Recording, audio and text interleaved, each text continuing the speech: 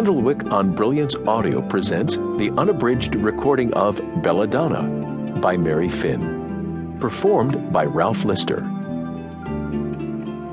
Oh, she doth teach the torches to burn bright. Romeo and Juliet. This book. I am Thomas Rose, originally of Hawkstow in the county of Lincoln. I am 16 years of age now, but I write of what happened last year. The summer of 1757 was when all the strangeness began. At the time, I saw only an end, not a beginning, only bad circumstance, and not a sniff of adventure. But it was that end and that circumstance that returned me from the town of Brig to my own village in the month of August. If I had not come, I would never have been able to set down this story in pen and ink, as a writer does. Worse, I would never have met the remarkable people who were there. One in particular. Part 1. Swan Song. On the last school day of my life, I didn't even make it as far as the grammar. So perhaps the day before was truly the last, but I do not remember that one. I was late again because my friends the swans kept their own good time for breakfast. I wasn't the only one who fed the birds, but that day I was alone on the bridge.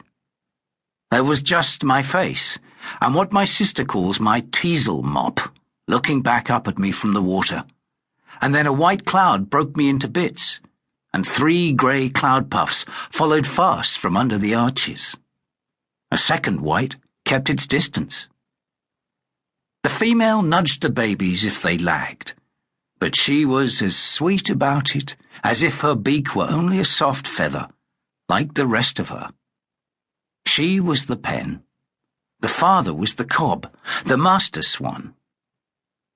Why does the mother swan deserve such a cruel name? I aimed the pieces of crust as best I could toward the young greys, who bent and twined their necks like ropes. They thought the swan god was dropping bread from the sky. Then I saw old Waterworth, the writing master, on the town side of the bridge, turning left, making his way from the early inn to the schoolhouse. I knew the man by the hobble, not the face. If he'd come over the bridge and seen me there with my bread for birds, there'd have been the devil to pay, though the man wasn't the worst of them. He was bad enough all the same. When I thought about the day ahead, my stomach hardened into a knot. I felt for the sharp nib that stuck out like a canker from the Latin primer in my bag of books. I loved the length of a charcoal or a crayon in my hand, but I hated ink as if it were poison. Old Nick dips his pen in Thomas Rose's ink well. Once a day a master would say that, or something like, and then the boys from the town joined the fun. Ink on his fingers, ink on his hooves, blotch, splotch, golly gutch. They kept their own song for the yard. Tom Fool may go to school, but ne'er will he be taught there. We'd be up then, and hammering blows, my 2 fists against 10 or 12 of theirs, and even though I was a head taller than any of my mockers, I often had to help myself to whatever made a handy weapon, or be pulped on the spot. Only the last Friday, my grandfather had been billed, yet again.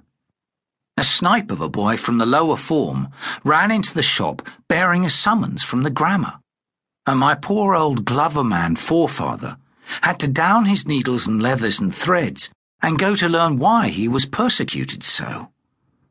He came back, white as lint.